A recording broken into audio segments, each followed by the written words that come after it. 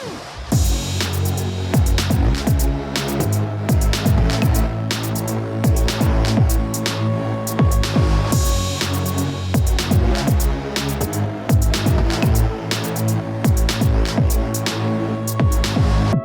to the Buried Dreams podcast.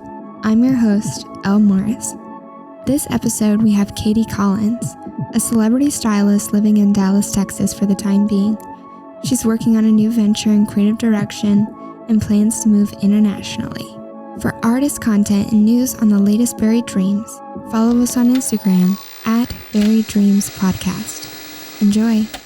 I was born and raised in, I don't think we understood fully like what the queer experience was in that time, but I think people understood there was something connected about it. And, I don't know, I had a lot of queer friends growing up.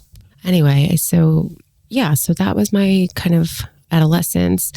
And then I moved to San Francisco as soon as I graduated. So at 17. At 17? Yeah, I was ready to go see the world. So San Francisco was where I sowed my oats or whatever. And that was a big part of my life, and just expansion and understanding like how different a place can be and how beautiful it can be. And it was right sort of after the first .com boom in 2000. So I was there at the perfect time. Everything was still affordable and at your fingertips. And, I was 17, 18. So everything just felt like possibility. But yeah, so did that. And then I went to a grad school program in Italy. And during that time period, my best friend passed away in an accident. And so, your best friend in grad school? Well, he wasn't in grad school with me. He was a fashion designer, but we had lived together. He was the first friend I made at college. When I got literally the first day I got to school in San Francisco, I met Steve, and he just became like an intrinsic part of my life. Like I use the word soulmate because I don't think there's anything else that I can use to define kind of the closeness and the intimacy that was between us. We're both queer. So it was just this beautiful collision of energy and creativity. I think you can have multiple soulmates in your life. Agreed. And he was just my first that I know of in this particular lifetime. So then that took me to Italy, and then I got pulled back into San Francisco to deal with the grief and the fallout and be at the funeral and give the eulogy and all that. And then I moved to New York when I was 24. Steve died when I was 23. So then I moved to New York. I was living in Manhattan, and that became a new chapter in my life, and a lot of really beautiful friends that I made there. And I lived there for about 9 years. You were almost a New Yorker. Or you were so off close. 1 year. But my dad was actually born and raised in Hell's Kitchen. So I feel like I'm grandfathered in. Like he was a New Yorker. He grew up in New York. Yeah. So you grew up in Long Beach, but if he grew up in Hell's Kitchen, I mean, that's a pretty gay neighborhood, right? Very that. And because I stayed in Hell's Kitchen one time when I visited New York City. And do you think your dad has kind of had influence on you and like your queerness and being able to accept that at an early age? It's funny because obviously he grew up in New York in the 50s, right? So probably not That's as so interesting. Queer as it is currently, because yes, now it is very that, because Chelsea had no more room, basically. It's funny. I don't think he recognizes that necessarily, but he was the first person I told. I think it was just his acknowledgement of who I was as a person and wanting to support me as his daughter. I think all of that ties in. But, the more he learns about this culture, the better off I think he is and the more expansive he can be. But I don't know that it was directly connected, and that it's just a funny thing to talk about. But he just had a really hard life growing up, honestly. So I don't think he had time to think about that kind of stuff really, or was aware of it anyway. He kind of ignored it in a way. I think he was just trying to survive, which I find to be a common experience, especially in that generation. Absolutely. And he had a single mom. He just he grew up super poor, and then a lot of trauma that happened with his mom. And so then they ended up coming out to California when he was almost my age, like 17, maybe 18. He moved out to Los Angeles. Wow. And ironically, he moved to a neighborhood called Silver Lake, which is where I ended up in LA. Oh, Silver Lake. That's where my house is now. Oh, that's a good area to be in. Yeah. It's great. It's become untenable in some way. Like I don't own my house there. So I'm renting it out, and it's a gorgeous house, but living there just currently it's really stifling because just to keep up, it's challenging. It really is. People are struggling there big time. Well, in California in general, I mean, the rent is just absolutely insane, especially in San Francisco. I remember I was like scraping by working at Apple in Silicon Valley and living paycheck to paycheck, because everything was so expensive. Drinks, I mean, come on, like it was so expensive. Gas. Oh, the gas is still killing me. Like, even now I'm just laugh because I get back to Texas and gas is like half the price. Mm-hmm. So that tells me that there's something going on that's really conflicting in terms of just what the taxes are and what people are, the cost of living, and why in California they can kind of demand that and they can pass all these bills and legislation that we just can't keep up with, and nothing's getting solved or fixed really. Yeah, I've heard that a lot about Californians, and that's why they're flooding into Texas. Yeah. I mean, I would never move to Florida. Iowa. I mean, me neither. But if you're coming from California, I think anything is going to be an upgrade. Just less traffic, less stress. Everyone in LA just seems to be really on edge, unless you have a ton of money, and then you can. LA is a paradise for people with tons of money. Yeah, it works great for those folks, but everyone else is sort of just hustling. And it's funny because I was traveling before pandemic, and I came back because everyone said I had to come back. Just there was a lot of fear, and I was really confused because I had been off the grid for about a month in Indonesia. So I did come back to LA, and I think it was a really hard reality to be there during the pandemic. It was lonely. People were super, I hate to confront the political perspective about the pandemic, but it was a real thing. And LA is super liberal. Everyone was trying to do the right thing, right?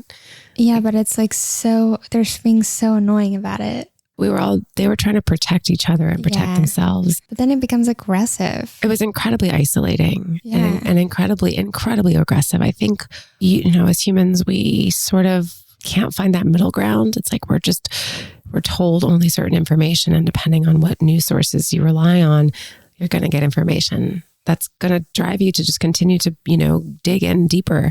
And in LA, it was very that. People were just in fear of each other. And instead of being kind to one another in this dark time, everyone was trying to control each other. But you could just see the climate. I listened to a lot of podcasts from people in different parts of the United States, and to hear there was a comedian that was talking about how they were living in LA and now they're in Austin, Texas, and going back and forth, that was around the time of their move, seeing how the people were being in LA versus how they were being in Austin. Yeah, it's just intense. Yeah. And I think Californians really, they want to tout themselves as being really liberal and really forward thinking, and accepting. And a lot of that is true, but there is still this pervasive sort of thing that exists there, which is capitalism, really. It's everyone that's coming there to try to succeed in a particular way, in a particular industry. And that becomes competitive, and it becomes divisive, and it becomes, I think, people just climbing on top of each other. Not a lot of community, not a lot of complicated place for their best interest, So you hear that often. Yeah, anyway, so that is my most recent place that I have been for the last 7 years. And I just, as you know, I just to Dallas 2.5, I can't even, in March I got here. Mm-hmm. So, and you said you moved to Dallas because you had some clients here? I moved to Dallas because I needed a change, and I was given an opportunity. One of my dearest friends lives here, and he just threw it out there one night. We were just chatting on the phone, and he threw it out, and I just thought, why not? And then in some kind of incredible alignment, or however I believe it's alignment, they booked my house on Airbnb. And I just thought, why not? Something's got to shift. Something's got to change. What got you to that breaking point of wanting the change? Truly, it's a combination of things. I think it's the industry in which I've worked for about 15 years, which is as a stylist in New York and LA, and then working specifically in celebrity in LA. It changes your perspective, and it challenges you in ways that you don't totally fully understand until you step away. It just becomes the competitive nature of that industry, the nature of the way that people sort of see you and perceive you as what you do and not who you are. and just the limitations of being in LA, because it is limiting. The traffic is bonkers. And oh, absolutely. I would try to go 2 miles and it would be like 35 minutes. Yes. Like I could walk there faster.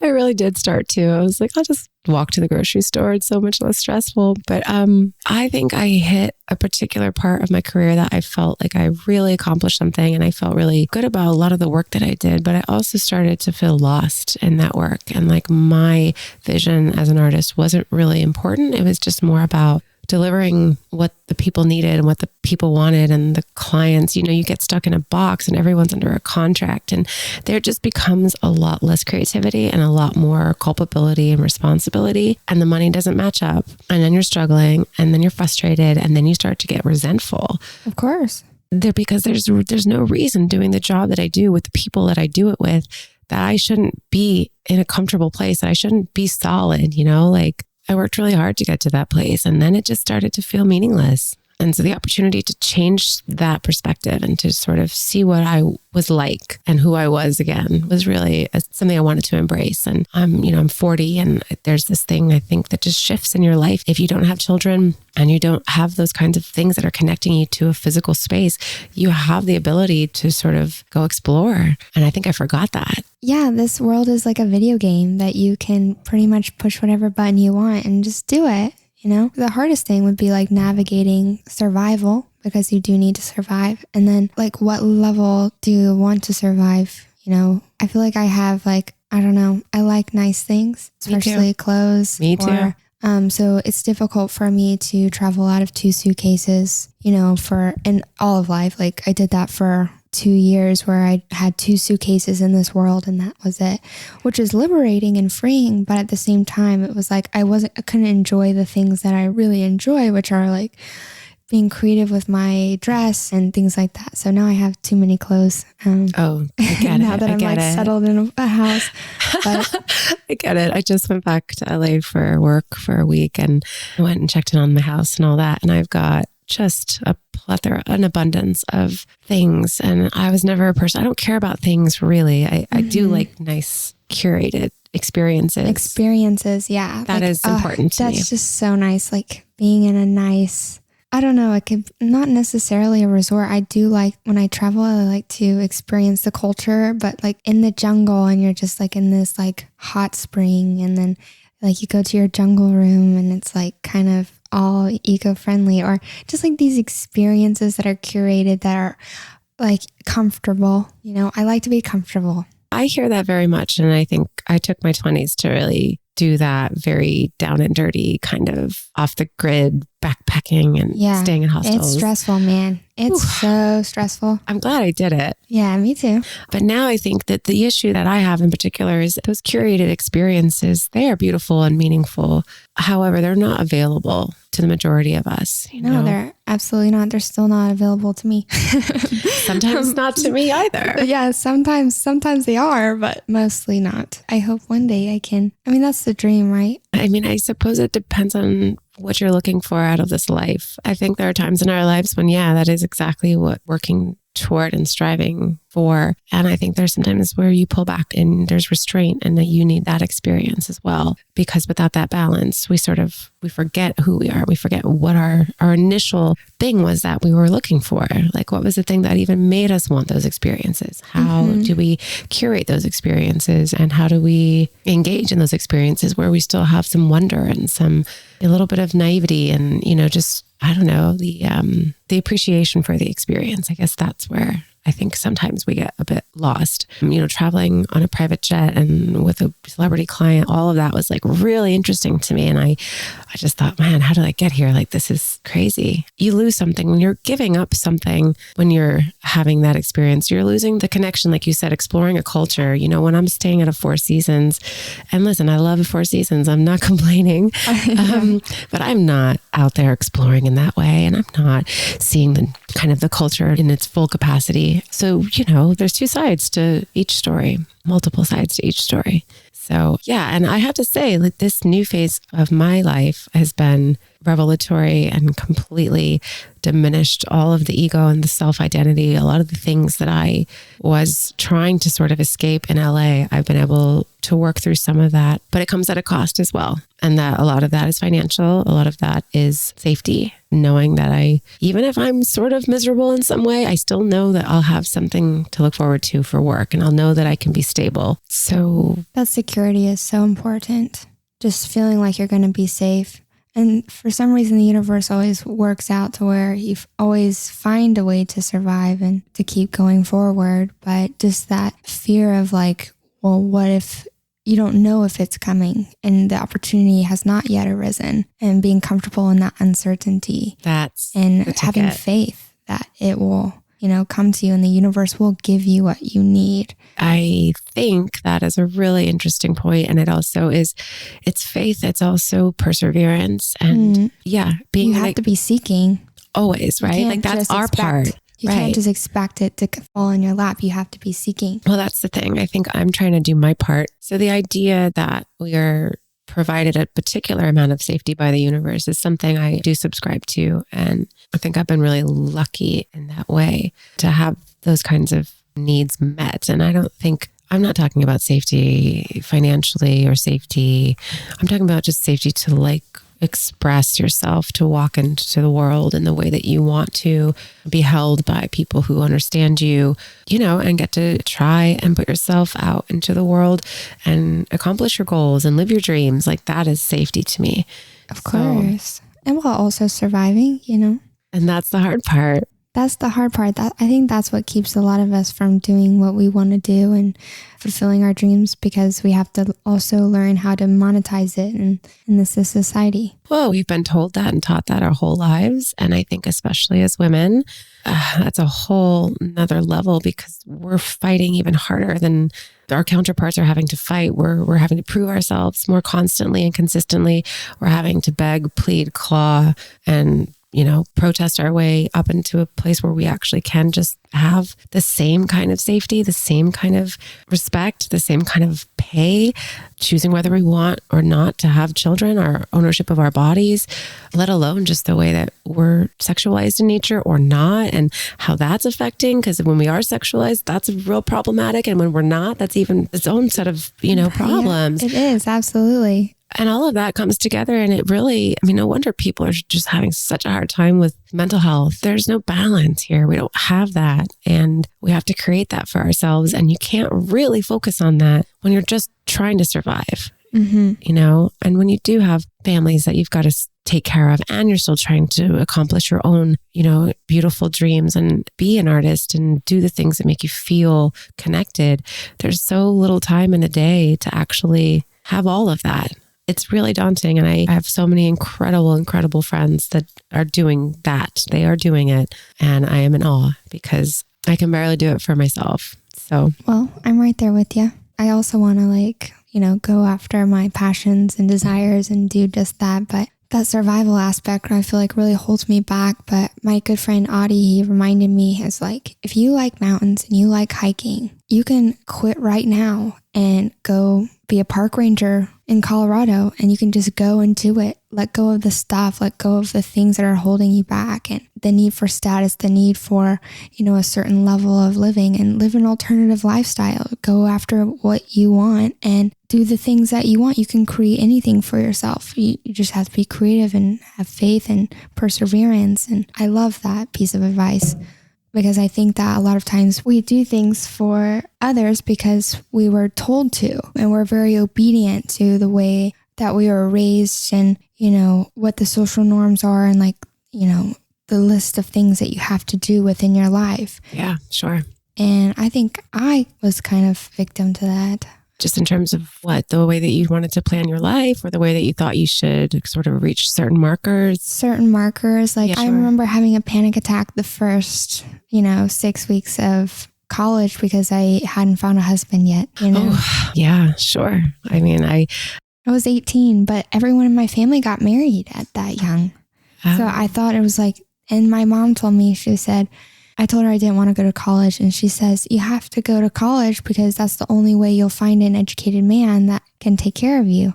So I was like, oh, well, that makes sense. That like, is I guess I need to go to dangerous language. Very dangerous. Truly. And I know it came from a place of love because that was her experience and and the women in her family. So she was just trying to pass that on to you. Exactly. But that is so fucking dangerous. Yeah. Well, yeah, it totally was for my mentals. And I totally had a panic attack because I wasn't fitting into the Christian groups there because I was just too wild and coming into my sexuality and just, just feeling fruitful and young and, interested in or curious more about. Yeah, of course. Whatever it may be, the adult life, right? Like the freedom, it could be partying, it could be experimenting with things. And that didn't really fit in with the Christian narrative. Groups. Yeah. Yeah. No, and not so much. Didn't fit in with the Christian groups, didn't find a husband. And I thought my life was over. That was the only way. You're useless. Exactly. Mm-hmm. But then I started to find that like learning was power, and I gained so much confidence from education in a way that wasn't forced upon me. Like I was in college and I had to pay for it myself and take out loans, and I'm still paying for it. Yeah. But I get that. It's like that, responsibility was my own. And I think going to high school was, the responsibility of my parents, and it was being paid for by the state, and it wasn't like my responsibility. And so I think going to school ended up feeling very liberating and independent. And I ended up growing to really love it. And, I used it as a tool to, travel and live in different countries. And it gave me a freedom. It gave me a ticket almost out of, the dependence I had been raised, the dependent mindset I was raised in. Yeah, I can see that. And I think you're lucky in that way that you were able to really see that clearly, that you were able to have that experience and acknowledge that so many young women, men as well, and young people in general. But it's a particular experience that we had to sort of go through. And I don't think a lot of us are, sometimes that's not an option. Like you said, it's like, oh, no, you need to find someone to take care of you and settle down and then have more babies. And I don't know. And a lot of that is religious doctrine, quite frankly. And that's not something that, we don't have to get super deep into that today, but it is, I think it can be very limiting in the way that we see ourselves and in the particular nature in which that we're supposed to live our lives. A lot of us don't get the opportunity to struggle and to bring ourselves up and then to fall and to fail and then to bring ourselves back up again. I mean, that is a particularly unique experience that changes us, it challenges us, and it allows us to just grow in ways that we never have imagined to be possible. I would take that particular experience over the other. Yeah, it's allowed me to learn so much and grow so much. And that's something that I strive to do now still on a daily basis. I'm still learning so much. It's crazy. It's like never ending. It's like, I wonder like in 5 years, like what kind of things I'll be struggling with and learning, because there's so many things that I've overcome, but it's crazy how new things just, there's always something. There's always something. Yeah. Dynamic to their personality. What does suffering mean to you? I think suffering is something that we tend to look at in a negative capacity. We think that suffering is harmful, it's uncomfortable, and it's something that we just don't want to have to really experience if we can help it. But suffering, I think, is an inevitable and incredibly transformative experience if we can allow it to do its work, without trying to manipulate it or navigate around it. I think I've learned that sitting in discomfort is where the growth really occurs. And so suffering is really it's a state of our mind. It's a state of our being. It's not really something that's happening to us. It's just something that is happening. And we respond to that thing. We create a story, a narrative, and that makes us unhappy. And it makes us suffer. But suffering is, it's part of the process, right? As humans and in our work and in everything we do, that's, in any way, if we're creative people, it's part of our process. How do you deal with suffering? Because in my experience in the past, more so something I'm focusing on now is when I am feeling that discomfort that you talked about, I judge myself a lot. Like, oh, why are you feeling so uncomfortable? Why do you have to feel these negative feelings? Why do you have to behave this way? Because it can manifest as anxiety, and you get these like very powerful human feelings, experiences with anxiety. And it's like, why do I have to be an anxious person?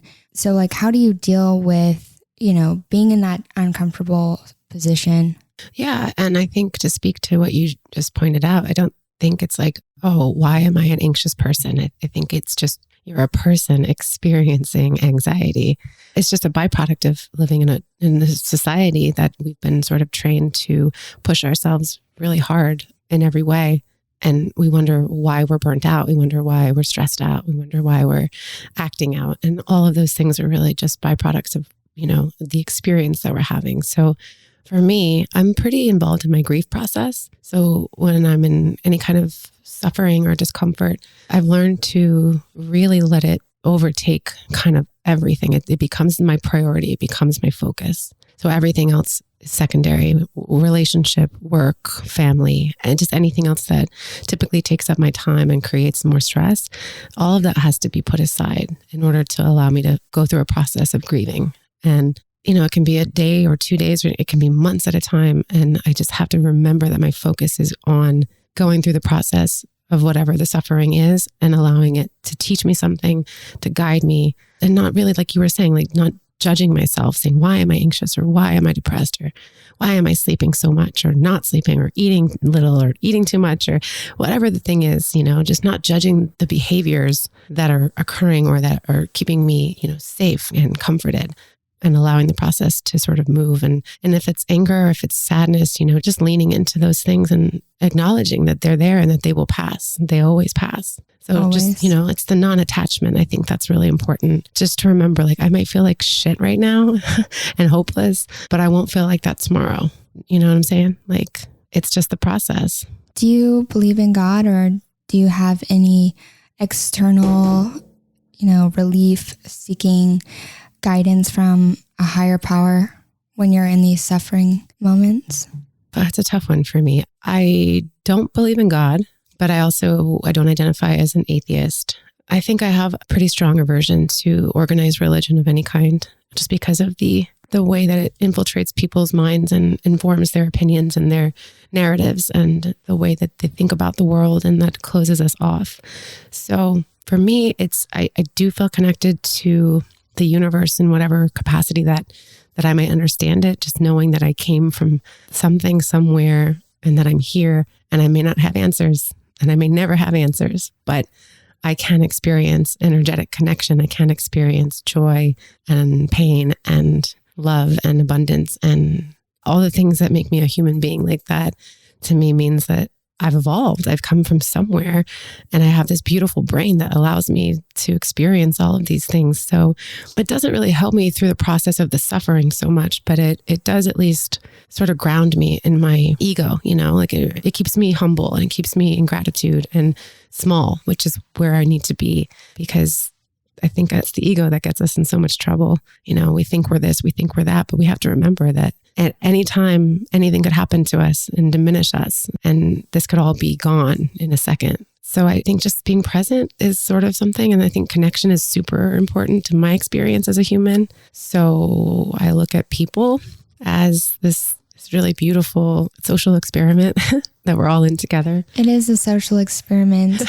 I feel like the meaning of this life is the relationships we make with others. That's it. For me as well. I think my life wouldn't be half as interesting. I mean, if I did this by myself, I'd have no stories to tell you. I'd have no mirror to be reflected toward me. I would just be kind of muddling through as best I could. But without people to bounce things off of and share experiences and create memories, there's no life. That's the whole point, is for us to create meaning together. I want to transition to you being a stylist, and something that's interesting to me is that you have reached the top of that industry. You've worked with celebrities, and typically I would say stylists, when they're shooting for the stars, they're in that position.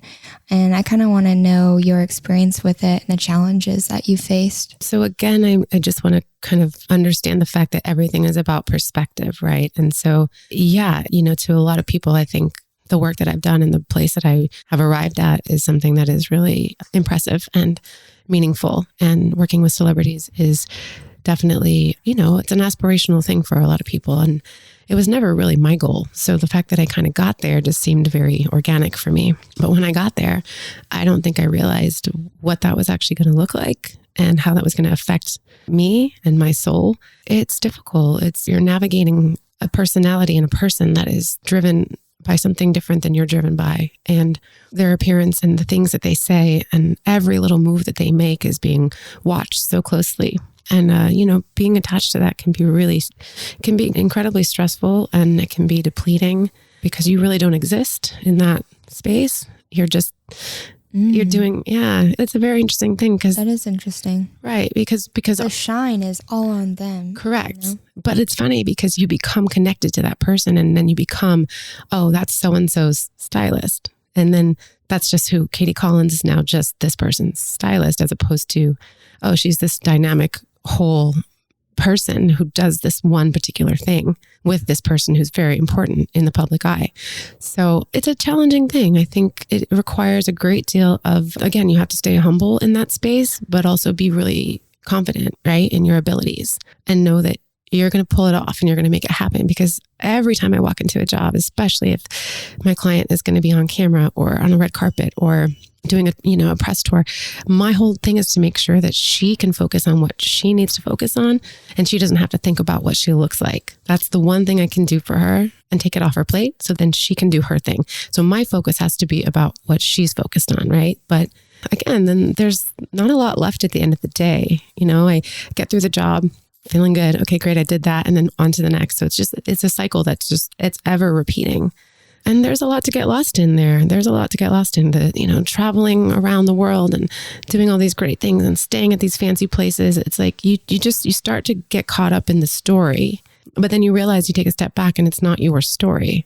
You're sort of just participating. And that can be very challenging after some time, but I'm not complaining at all. It's as I start to really unfold it. Yeah. Unpack it. I think there's a lot of reasons that people get burned out and they're stressed out constantly and they're working overtime and they're not finding the joy. And I think that's because there's really you're not really getting anything out of the experience after it's done.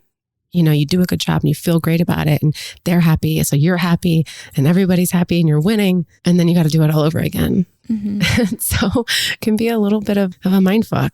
And I think everybody's really trying to find balance and it's hard to do that in that capacity. But not for nothing, I do think things are shifting and changing. And I think there is a way to do this kind of work and achieve more balance. I just haven't really figured that out for myself quite yet.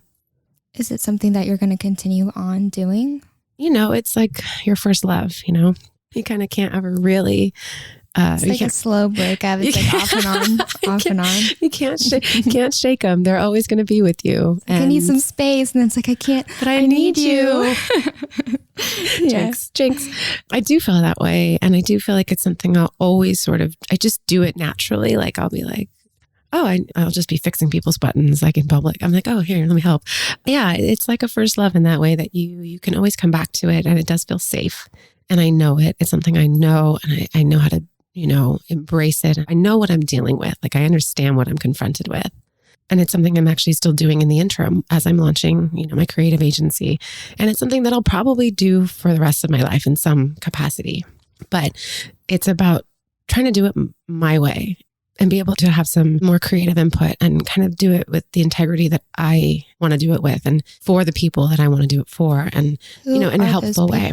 That you want to do it for? Sure. I have a very strong inclination to want to work with anybody that's other, right? Like I've been able to work with these incredible people in building my career and they represent in a lot of ways. They work with all these, incredible charities and they just have been able to take all their time and money and energy and put that into helping other people. And I think that's what I'd like to do as well is work with people who are underrepresented, whether it's, the queer community or just anybody of otherness, companies, brands, individuals, anybody who's sort of maybe has been in the past, at least on the outskirts of society. And that is shifting and evolving, which is a beautiful thing, but there's still lots of work to do there. And I would like to be able to help those people feel represented and beautiful and powerful.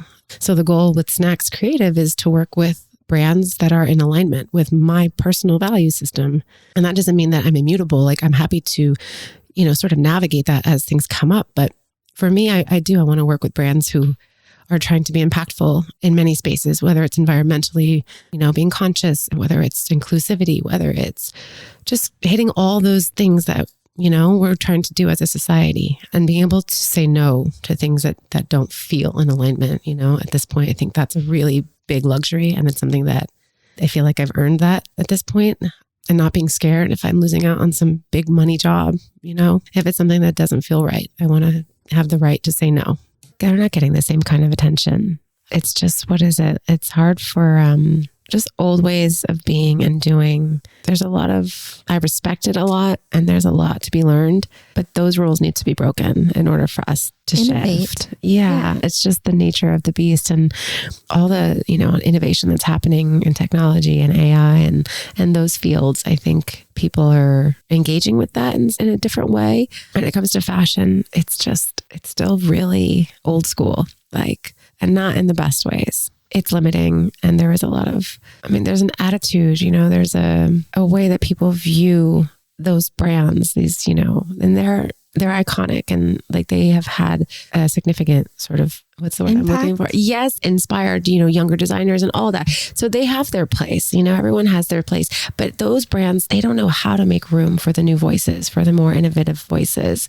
And that's where I think the disconnect happens. And that can be challenging. So, my goal as an artist, as a creative director, I'm really wanting to expand upon all that knowledge and all of that, that mentality that taught me everything I know. But I need to then embrace what's coming next, and embracing the new voices and the voices that have not been heard in this particular industry.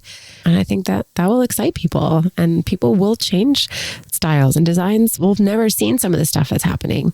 And that is what fashion is about. It is about pushing those boundaries. Making us comfortable. Making us uncomfortable. Yeah. My favorite thing, last year, I think it was, when they started doing male crop tops. What was it, the spring, summer or something like that? Yeah. I was like, crop top season for boys. Let's go. Let's do it.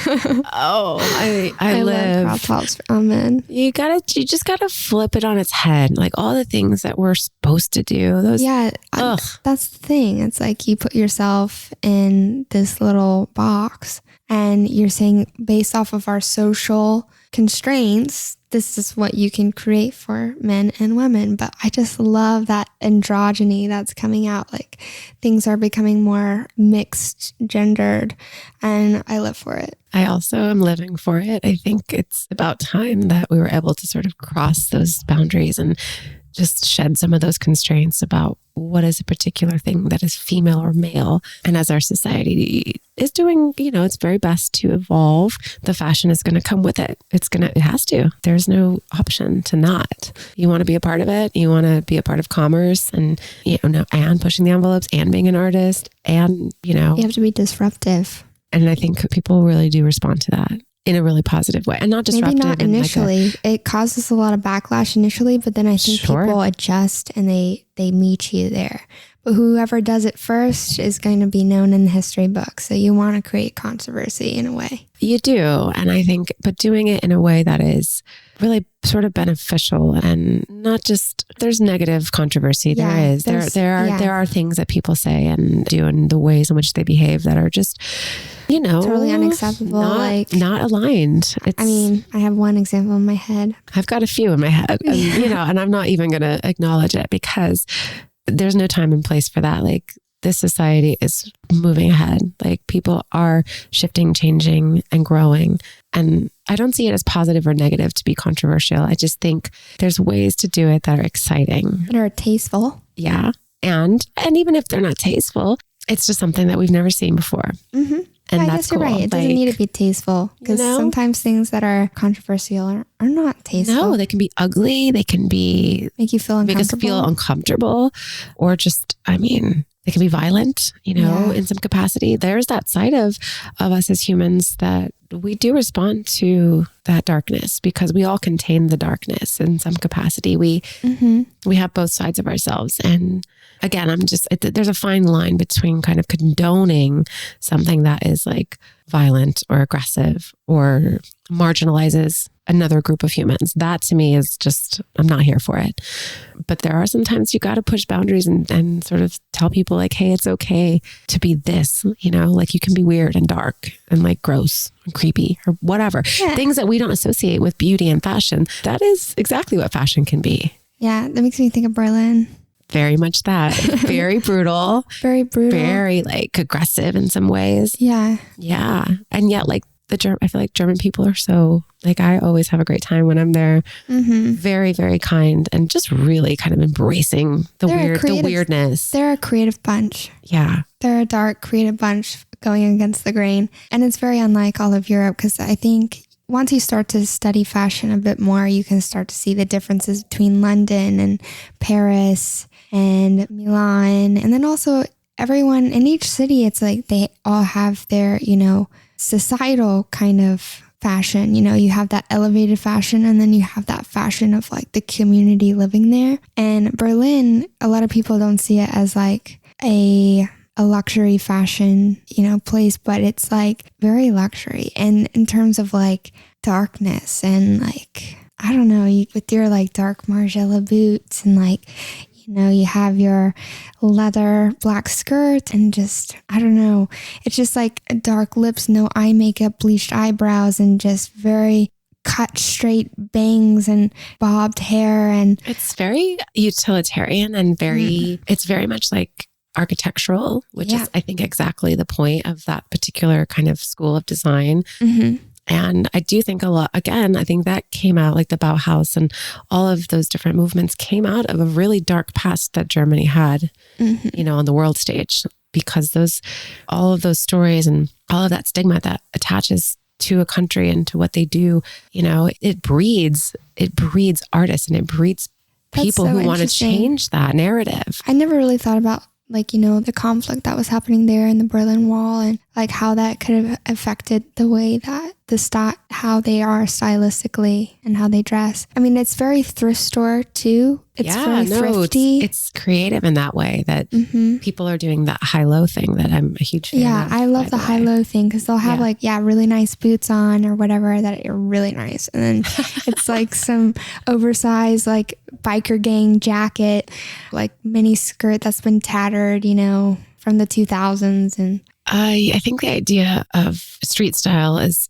really... Oh, I love street style. Me too. That is like creative, like fashion minds. Like, I mean, because anyone can buy clothes and anyone can buy the luxury brands, what's in style. Yeah, you can buy something off the rack. But whenever you can have like street style that's like banging, that person, that's like in their soul. I think it is. And I think that was the thing that inspired me so much growing up, was just seeing people out in their element and not just what was coming down the runways or in the fashion magazines. Because like, as you said, anybody, with the right amount of money, they can buy style, they can, but you can tell the difference between somebody who is giving you something new, something that you haven't ever thought about, or doing it their own way. It's just so unique. And it's that experience is like, that's when you have to turn your head and like, oh, wow. Okay. That's really, really special. And that's happening all over Eastern Europe. And there's a lot developing out of a lot of trauma that people experienced. It's this whole kind of renaissance, and I think that's the beauty of self-expression and fashion.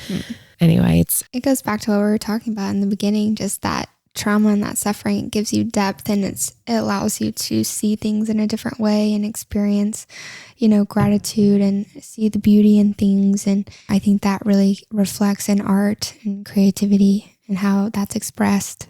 Yeah, no, I agree. I think without the dark side, without the trauma and the grief and all the things that seem negative, we wouldn't have the wherewithal to continue to push ourselves outside of the boundaries and to try to bring light and try to bring excitement and energy, into our self-expression and our styling. And that parlays, that does go out into the world, and it does allow these brands, these kind of bigger fashion houses, to start to think outside their box too a little bit, because they're seeing what's going on and they want to continue to be relevant. So they're going to have to shift and change as well. And that's actually super exciting. How do you apply that to yourself as a stylist? And is there a way that you could describe how you style, or like what your scope is of style, what you gravitate towards?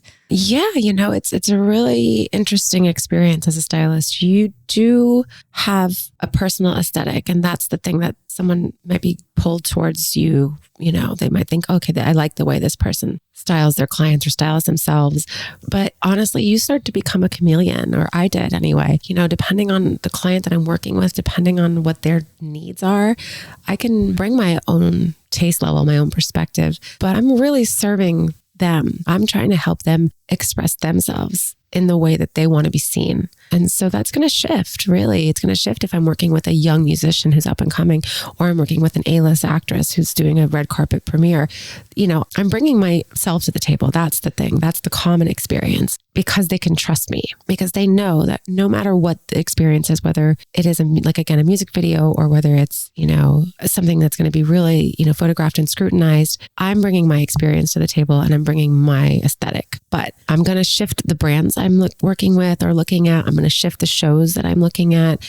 I'm going to try to bring the most kind of creative and innovative things that I can to the table, that I know sometimes I'm going to have to push them outside of those comfort zones, right? It might be something they would never have thought of wearing, but I can see it. I can see the vision. And that's when, you have to develop the relationships. You have to have that interpersonal connection, and you have to develop that trust. Because once you have those things in place, then you get to push and play and go outside of the boundaries. On every level, because a lot of times you are going to have a client who's going to be under contract with a particular brand. And that's where it gets a little bit stifling. You've only got access to sort of one collection, and sometimes half that collection is not available. It's a Milan getting photographed. So you start to have to work within those lines and try to put your mark on it, just even with a client recently, the way you accessorize something, or adding a specific piece of hosiery, or, kind of deconstructing that look and putting something where it doesn't belong. Those are all little things you can do to sort of add your own touch. And that's where it is actually still really fun. And I still really love doing it. How do you study for that kind of stuff? I mean, is it a constant education? Because, fashion is constantly changing and moving, but then there's some elements that I think are timeless. I agree. And my background was always studying. You start with the classics, right? Any art form that you're involved in, I think if you're a painter or a photographer, you're always going to want to know the basic rules. Like, okay, what things were the original people that made this thing so significant? What were they doing? What are the rules? If you're working with a camera, you're going to have to understand light and aperture and shutter speeds, right? Same thing with fashion. You need to understand why design is so important, how it's evolved, what made these brands so iconic, and why have they had such longevity, and truly just going through the history of fashion and understanding like all the different shapes that developed, and why were we doing this specific thing? Was there something happening in the economy of a place and they had to be more restrained and kind of draw things in? Or when was there this like really extravagant stuff happening? It's all kind of connected, right, to history, which I find super fascinating. So getting yourself a proper education isn't hard. There's beautiful books out there. There's lots of YouTube videos. Yes, I watched so many YouTube videos about fashion history. It's really brought me up to speed.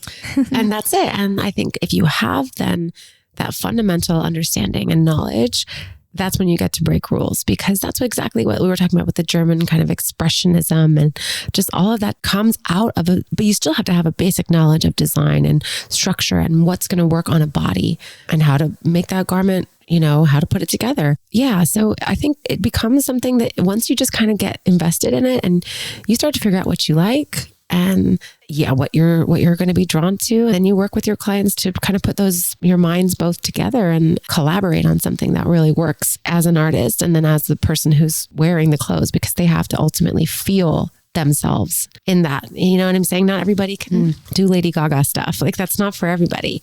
I'm so happy that she exists and is doing it, because it's really, really important. But some people are just never going to feel comfortable being avant-garde or, out there in that way. And it's your job to really represent the person that you're dressing. Have you ever found it challenging? Or have you ever had moments where you feel like the client, I mean, it happens in every career, you know, you don't live up to the expectation, but how do you like manage that? And like, have you had any experiences like that? Yeah, I have absolutely had experiences like that. And, sometimes you just don't quite hit the nail on the head. And that's how I feel every time I'm going into a fitting. I'm still incredibly nervous, no matter if I've spent a week, pulling clothes and begging and having things shipped from all over the globe. Sometimes you don't get the exact thing you wanted, or you just don't know what that client's going to be feeling, or, what they're going to be wanting or going through in their own lives or with their bodies. So there's a myriad of things that could go wrong at any time. And yeah, I have certainly had those experiences, especially when we were in the pandemic and there was just not a lot of access. Mm-hmm. And, my clients still had to do events and things like that as we started to open up again. And I didn't have all the options that I wanted, or sometimes someone's just like, they're in a mood and they're like, I don't want to wear, why is this a rack of all black? Like, I don't want to wear black. But in my head, the idea was we were going to wear black, right? Yeah. And then you show up and they're like, what's all this? Like, I don't want that. And then there's really nothing for you to do in that moment except for you maneuver. you figure out. You adapt and you figure it out. You make the impossible happen. You figure out a way to make it work. And that again is where I think the communication skills are super, super important, because sometimes you are going to have to sell something that isn't really ideal, but again, you have to be okay with knowing that like, it doesn't always go your way, and that's not a failure. It's circumstances just coming together and clashing in a way that you can't expect. You can never anticipate that. So as a stylist, you are obligated, and this is where I stress this to all of my assistants, is you have to have the thing. The one thing that you don't have is the thing that they're going to want.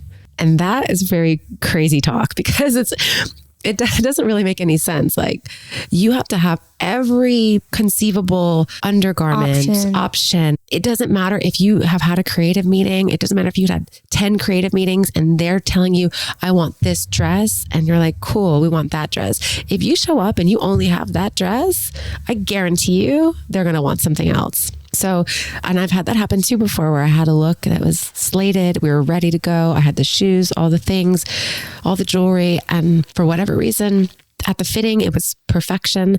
And when I got there a few days or a week later to dress that person, it didn't fit as well, or just didn't look at, it wasn't the thing they wanted to wear. They just didn't want to wear it that day. And I didn't have a backup. So then I'm going into full panic mode. I'm on their floor of their bathroom, just like furiously ripping out the seams of this, Givenchy dress and trying to manipulate it and make it work. And it's for a TV appearance. And there's just, everything has to be perfect. You're seeing it from all angles.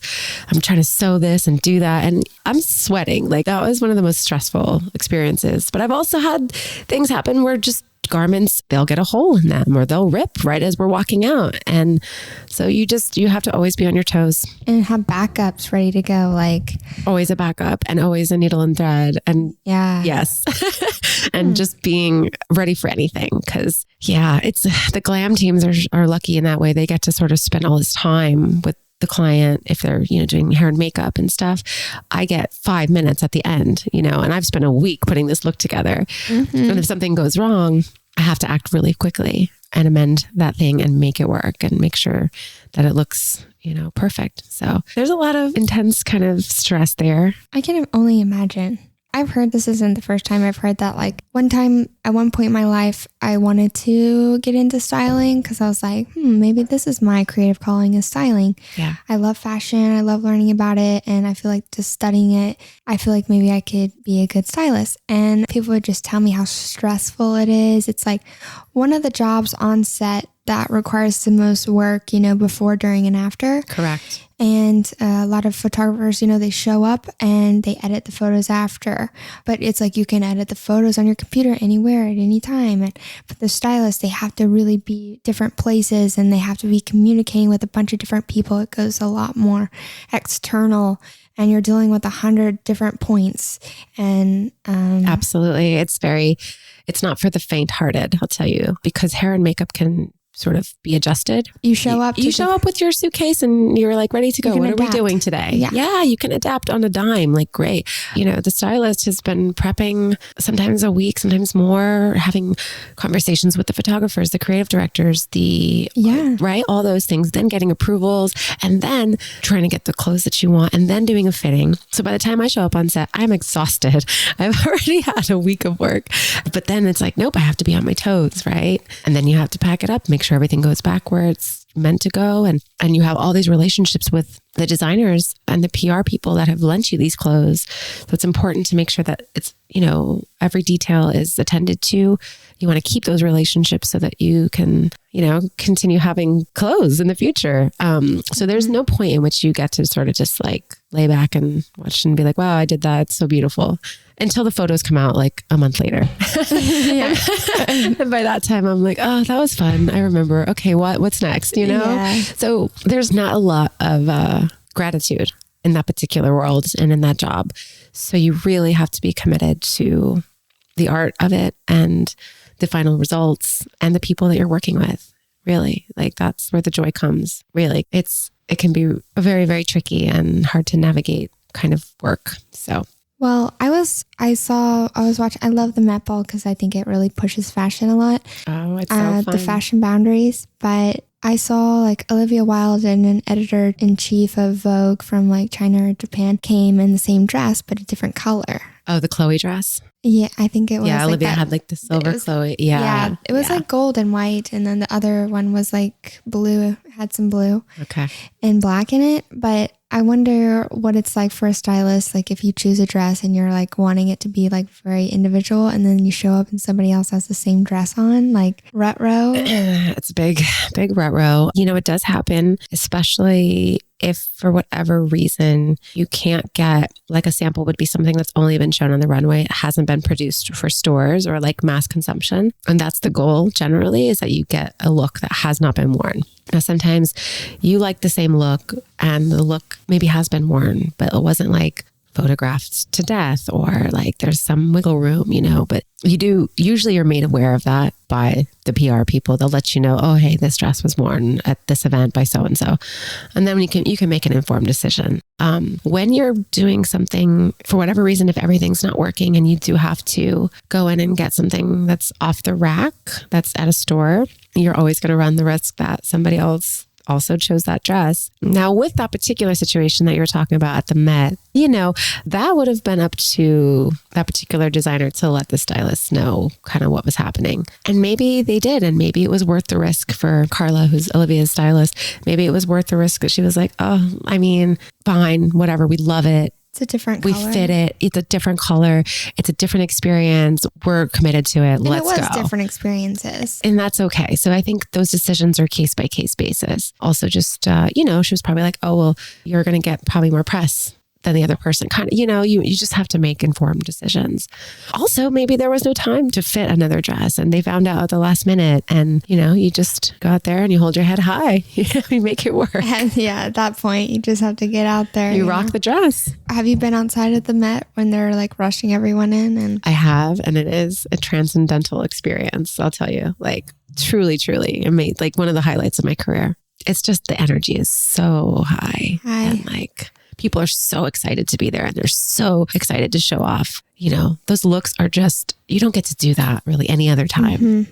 But then also, I think I really like to watch the Cannes Film Festival looks, but it's a different beast. High glamour. It's so glamorous. It's not like the avant-garde costume type. It's pretty it's and like so elegant and just because there are rules in place. They look like superhuman almost. There are rules in place at Cannes. Like the men have to wear proper suits, tuxes, etc. The women have to wear heels. Like they have very particular rules in Cannes, and people do play by those rules. Is that Italy? France. Mm-hmm. I was thinking France or Italy. Yeah. And it's funny because like I have another stylist friend who works with a celebrity who's very quirky and she's queer and we love her. And anyway, she kicked her shoes off one year and it was just the biggest news at Cannes Film Festival that she took her shoes off on the carpet. She was over it. She's like, can't wear these heels anymore. I want my feet over here. I'm doing like enough. I thought that was actually really cool. Yeah, of course. That's really cool. Like, but you're not supposed, it's a very big no-no. Like you must wear a heel on the carpet. So not to take anything away from the glamour, because it is incredibly beautiful to watch. And I love that people get so dressed up, you know? Yeah, me too. Because sometimes they'll say like couture is dying, couture is dead. It's going nowhere. It's the highest form of art in terms of fashion, the highest. And that will always exist because the collections are just what they do in order to do the couture. You have to make a collection and sell things so that you can do the high art. You know? It's kind of like double-edged sword. But and then you have those like people who are totally outside of society that are buying these types of things that we just don't experience or see. Of course. Yeah. There's collectors out there, you know, people that live just to collect those pieces and have them in like an archive. And anyway, yeah, hopefully share them and show them at different exhibits if we're lucky. But yeah, those one of a kind things are only being made, you know, in a particular time, in a particular place, with so many people contributing to that experience, so many tailors with hand sewing things and just the whole atelier, you know, coming to life. Yeah, I love watching those documentaries. I mean, those people working in those ateliers are also working so hardcore, these girls. So hard. Yeah, like. And you just see them back there watching the shows go on. They're just like, oh, look at it go. They're just so proud of it. And it's so beautiful, the stuff that they make. Like for me to be able to, sometimes I know Zimmerman isn't considered couture, but it's like... No, but such great stuff we love. It's so beautifully made. And like the fabrics that they choose, I mean, it's not necessarily my style, but I love the way that it moves and the fabric that they use and the cuts, and they're super flattering for women. So flattering for women. I have clients all the way from size 0, you know, plus size, and Zimmerman tends to really work for all bodies, and that is a really reliable brand for me. Yeah, because I know they're consistent. I know what they're doing is gorgeous. Yeah, you go into their store and there's like hundreds of dresses in there, all different, and it's like, but they're all kind of cut from the same cloth. You know, and it's all similar styles and cuts and shapes, but like also different and unique in themselves. I think that designer is just so incredible. But yeah, I would love to be able to be put in some like Chanel couture. Just to put it on nobody's my body. Mad at that. I just want to put it on my body and just be like, ah. I do have to say, it feels very exciting when you first sort of experience that kind of luxury. There's a reason that these houses are still at the top of their game. There's a reason the way their fabrics are sourced and the tailors that they're working with and the cuts of their garments and every little detail. Like we were talking about the ateliers and every woman that's sewing, hand beating something. 40 hours. You can't experience that with a off the garment thing. It's a different beast, you know, and I have so much respect for both sides. I have an incredible reverence for the design houses, the classics, you know, the old school, the old guard. Mm-hmm. And I also have a real engagement in kind of the new young voices. And this, not that it's fast fashion. There's still people doing incredible things. They're just doing it differently. And it's not the same experience. It's not meant to be the same experience. I think as humans, we want both. And then, you know, you've got activewear that's just killing the game still. Like no one stopped wearing activewear. So that's still happening. I love activewear. Me too. And I love Skims. Like, I think it's super flattering. I'm not mad. I just pulled Skims the other day for a client and they're really good, man. She took time and she did her research and had a lot of people making sure that went properly. And a lot of stuff doesn't come in stock because she's like making sure that it's well sourced and not just shittily made, which is cool. Yeah, she has the luxury to do that at this point. Yeah, you know, she earned that right. So, yeah. I mean, bravo to her. I just think like, what a powerhouse. She is a powerhouse. A lot of people have like bullshit to say, but I think let them talk. Like, who cares? She's killing it. She is. She's killing it. Like, she may have come from like family with money, but she made that life happen. She worked her ass off. Yeah. For many, many, many years. She's really invested and she's focused. She's like, I know what I want and I'm going to get there. And she's been humiliated, she's been shot down, and she keeps back up. She's like running toward it. Yeah. And I have an immense amount of respect for her for that specific reason. And I've worked with that family a lot, and it is a tremendous undertaking. I can only imagine. They have really changed the shape of, modern culture, whether you like it or not. And I think I could make an argument for either one of those particular opinions. Fact remains, they have changed the game. So they totally have. I like watching them. I think a lot of us do. Of course we do. That's why their show is a top hit. Like, we enjoy it as a culture. But the final thing I want to go into before we wrap this up is your buried dream. And I know that you want to start this career in creative direction so you have a bit more freedom to express your internal ecosystem, per se. Oh, I like that. Yeah. I like that a lot, that phrase. Yes. Well, I'm sorry. No, you're good. Interrupted. I think I was pretty much done. I just want to hear about, I've wanted to know personally just as a friend, but I would also like to share it with others. So what is this whole venture that you're working on? Yeah. Thank you for bringing that up. It has been sort of my brainchild and my baby that I've been really nurturing for, honestly, maybe a couple years. The seed was sort of first planted, and then it's been germinating. And as I get closer to it and actually have, just launched it, or am launching it like next week, it's become such a beautiful reality. And I'm excited to sort of dig into it. So it's my creative directing agency, which is something I want to really expand as I grow and bring in other people to collaborate with me. And it's called Snacks Creative. Your website is incredible. Oh, thank you. I worked really hard with my friend Skylar to create that. And it's a real sort of homage to my entire career and everything that I've done. It is an homage. Thank you. I was like taken aback. I was like, damn, girl. I have done some stuff. You have done some stuff. I have done some stuff. And I'm, looking back, I was able to reflect and just be really proud of that. Yeah. And that's not something I've done a lot in the past. So yeah, I'm so proud of you. Like, I'm going to cry. Thank you. It makes me feel humbled to see, I'm like a kid from the suburbs who grew up middle class. And, my life has been a real beautiful, beautiful progression. And I'm very lucky. And I think Snacks Creative is the thing that is going to push me and launch me out into the atmosphere and the next thing. And being able to bring my experience, but also my creativity and my compassion and the things that I think are meaningful in life, bringing those things to the table with brands and advertisers, putting work out into the world that feels important and is really, really inclusive of all kinds of voices, not having the limitations that I've had as a stylist. I think that's the most exciting thing for me about the creative directing is bringing concepts to clients and working through that stuff with them and really being able to acknowledge what's meaningful and what's going to activate people and why is it important? Because at the end of the day, it's not just about selling something. It's about engaging and exploring,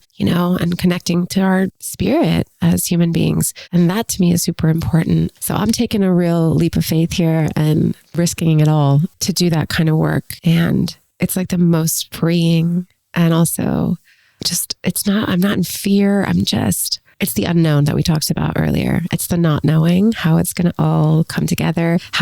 Is it going to come to fruition in a way that is, I can see sort of like the end of okay, I see the light at the end of the tunnel. Is it something that's going to take months or years to grow and develop? I have to be okay with whatever either. that looks like. Yeah. But you're on the path there. I'm on the path, and the goal is to continue to create and collaborate with other artists like you and all the people that are doing this work, all these beautiful photographers and, beautiful people that work on the outsides of all of this and, in the background and don't always get that spotlight. Being able to have that all come together and collaborate with all of those people to create something is so meaningful. And I think it's so meaningful. Let me just stress that. Yeah. I had never had the experience before, collaborating with artists and, coming together with an open sky of the mind with other creatives and having freedom for everybody to put in what they want, and everyone's kind of like accepting or challenging, I think things can change and morph, and you can say things, ideas, and then that can lead it to another idea that maybe the group or you like better.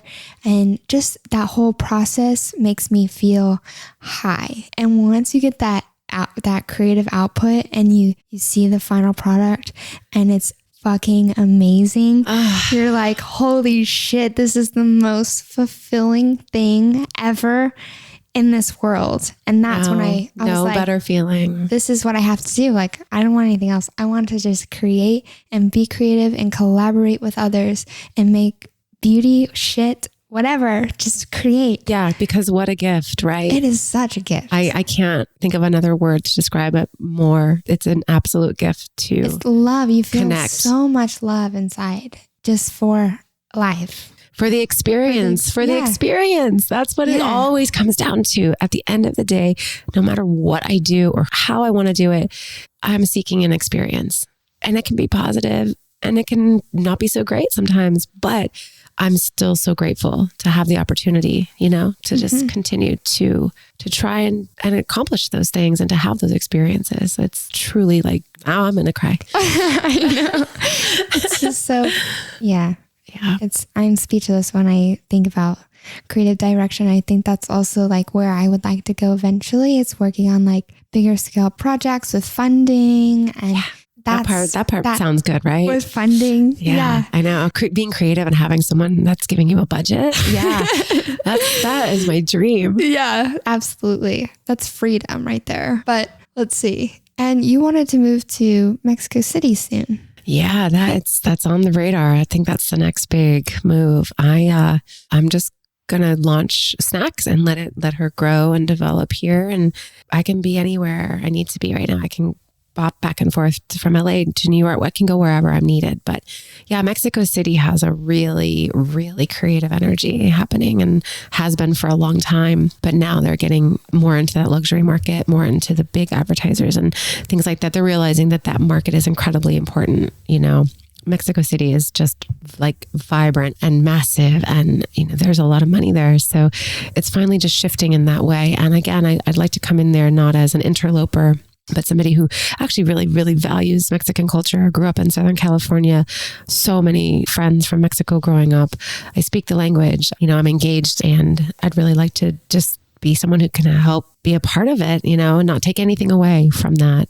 And that the part of that really is getting myself more acclimated with culture outside of Mexico City, spending a lot more time. I'd like to spend more time in Oaxaca. I'd like to spend just time in rural places and absorb the culture of what that feels like and how that can be applicable, not only for fashion, but for, the creative directing and what I can bring to the table there. So that's my big dream, and excited about making that happen. Yeah, I've heard that about Mexico City from many friends, and I've not been able to visit myself, but I know that it's full of creativity, and I've seen just like, friends visiting there, and then the apartments and the style that people have there. Yeah, it's palpable. And in fact, just last week, Dior did their first ever fashion show in Mexico City, their cruise resort collection. I heard about the cruise collection. Yeah. And, I just think what all that does is it speaks to the sort of the relevance of what is happening in Mexico City right now. To do a big show like that there was a really big deal. Well, I also read someone say that they were there and that it was like an incredible experience, like on the... Yeah, I mean, Maria, the designer for Dior, I follow her, and I saw her with all the models all there. The girls. Yeah. She's a legend, man. She's really brought a lot of, her own perspective and heritage and all of that back into this brand and given it like a different life, really. And the last show they did was in Egypt at the pyramid. I mean, they're just going, sky's the limit. And I think, listen, they have the money to do it. They have the creative teams to do it. But the fact that they're doing it, what's important, the fact that they're pushing so hard to create these palpable experiences and taking this brand in a new direction is really, I mean, again, being innovative, that's part of the deal, and it's been incredible to sort of watch all that unfold. And Dior is just such a household name. I mean, it has so much rigor and elegance and Yeah, they carry weight. It for carries sure. weight. Yeah.